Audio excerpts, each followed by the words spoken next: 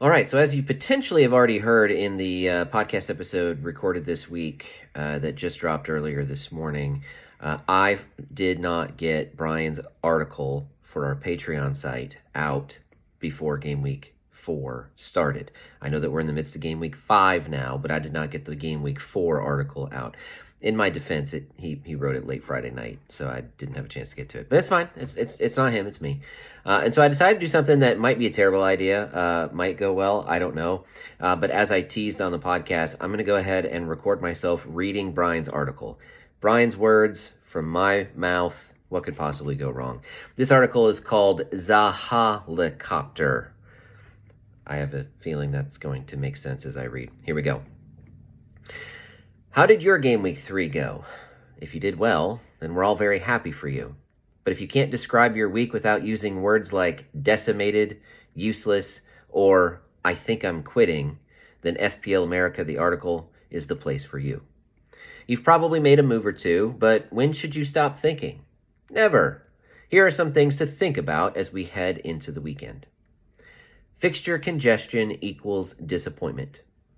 Happy fixture congestion season, everyone. We're about to find out how seriously real-life managers take their 5 subs per match, which means we're also about to find out how smart or pointless our FPL moves have been. I highly recommend finding Lego Mane or FF Scout Neil, who do an amazing job of tracking fixtures and showing rest periods between them. No idea if I got the pronunciations right, but hopefully I did. Back to the article. A perfect encapsulation of what's ahead is the well-publicized comment by Pep Guardiola about Erling Haaland, punctuated by this gem, quote, I tell you now, when we have games every 3 days that Erling will not play, I will play Julian. I said on the podcast this week that I'm not opposed to swapping Haaland for Kane even before this weekend, but it's with the obvious contrast in player ceilings. Spurs are content to win ugly 1-0 matches, while City only want 4-0 complete dominations every week. Both players are hat-trick capable. The competing styles of Spurs and City make Haaland's potential for this higher, but Kane's weekly minutes, we think, are more secure.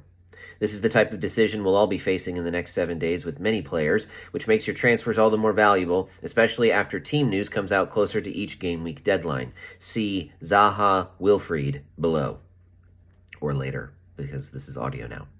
And by the way, I think he perfectly captures that. You wouldn't have wanted to transfer out Haaland, but you could see the difference between minutes versus just the ability to get points during those minutes. Again, back to the article. Holding firm. FPL America, the article, had a good week with player recommendations last week. Too bad I didn't read it. I still feel great about Ilkay Gundogan, 7.6 pounds, 4.4% selected, who got a nice old 8 points for the relatively tiny number of managers who brought him in last week. You love that he took 3 shots and scored a goal with one of them.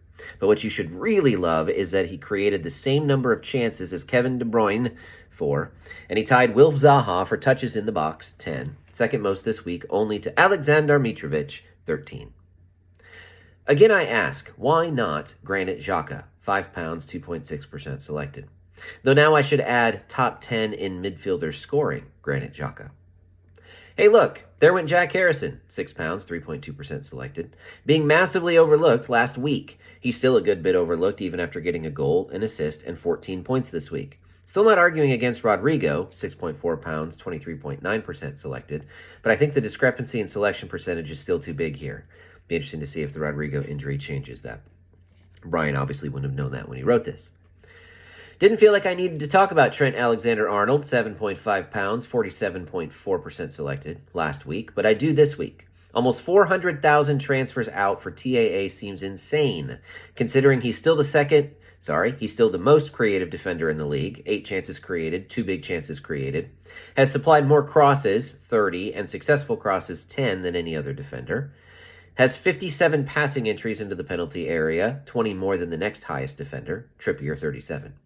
Sure, points are points, and TAA has 0 FPL assists, despite an XA of 0.75, but the underlying stats are still great.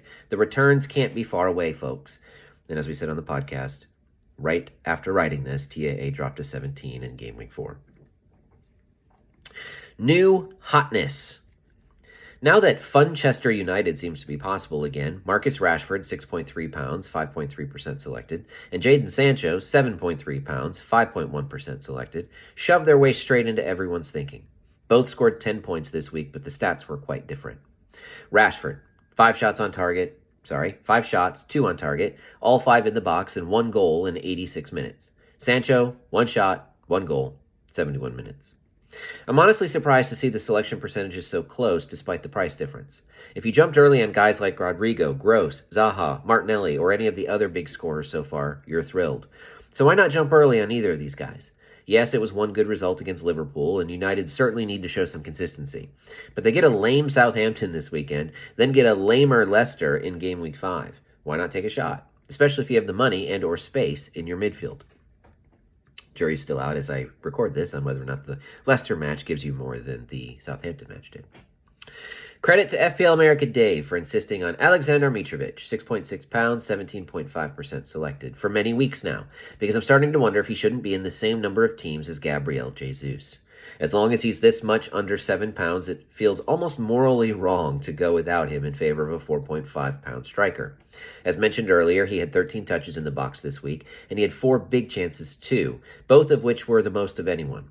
Through 3 games, he is number 1 in the league for shots, shots on target, and shots in the box. And he's second only to Erling Haaland for big scoring chances. Mitro 6, Erling 7. This is, as the Serbians say, prosto ko pasuj. As simple as beans.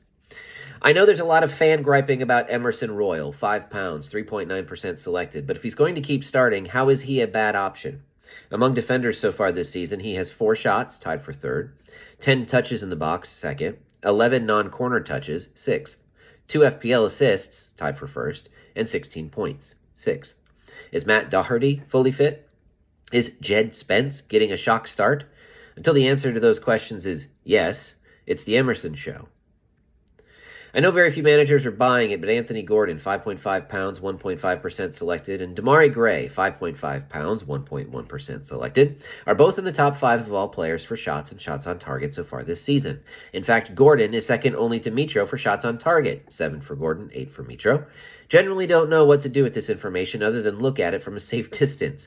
But now that Neil Maupay is there and Dominic Calvert-Lewin isn't too far away from fitness, maybe they'll figure out something in attack. Brian got this one right with the Anthony Gordon call. It was well done. Next heading. Does this look infected to you? Could these things be a problem? Maybe. Just as I was about to include Wilfried Zaha, 7.1 pounds, 11.4% selected in the boy I nailed it last week category, the Athletic UK is reporting that Wilf won't be available for the match against City. I was already feeling bad about missing the Gundo train, and then I felt worse about missing the Zaha bus. No, the Zaha cycle. The Zaha-helicopter? Either way, I'm sad because, Either way, I'm sad, but not as sad as the 300,000 plus managers who brought him in this week. For what it's worth, it's not supposed to be a serious injury, so he's an easy hold if you do have him. And he did score in game week 5. You're not selling him, are you? But why does Mo Salah, 13 pounds, 59.8% selected, have only 8 shot attempts but 13 chances created, the most of anyone so far this season, by the way? Those numbers should be reversed. Someone email Klopp. Tell him to correct this immediately. Speaking of Liverpool, for all the talk of Andy Robertson's attacking positions, Robertson, 6.9 pounds, 8.5% selected. His defender leading 12 touches in the box has resulted in just 1 shot attempt so far. Perhaps worse, he's only created 2 chances and has an XA of 0.09. I get that Liverpool plays Bournemouth this week, but man, this is so very unlike the Super Robbo we all saw last spring.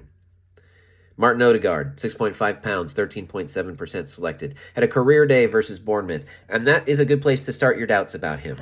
Lots of managers moving to him this week, but he got both of his goals from only 2 shots on target. He now has 6 total shots this season and just 7 touches in the opposition box. So I'd think of this as an outlier performance. His minutes are secure, though, so if you're buying him, you have to treat him like a rich man's James Ward-Prowse. Hold him every week, regardless of his returns, and always think during the many down weeks, why did I do this? That'll do it for FPL America, the article this week, last week. Good luck in game week 4 and 5 and 6. And may all your arrows be green until you're going to pass me in rank. Still with me? That is typical of what you will get if you go to our Patreon site and find FPL America article. We talk about it on our podcast all the time when Brian has one. And this one's not on there, audio only. But as he writes more in the future game weeks of this season, we'll be sure to post them on our Patreon site and talk about them on our podcast. Thanks for listening.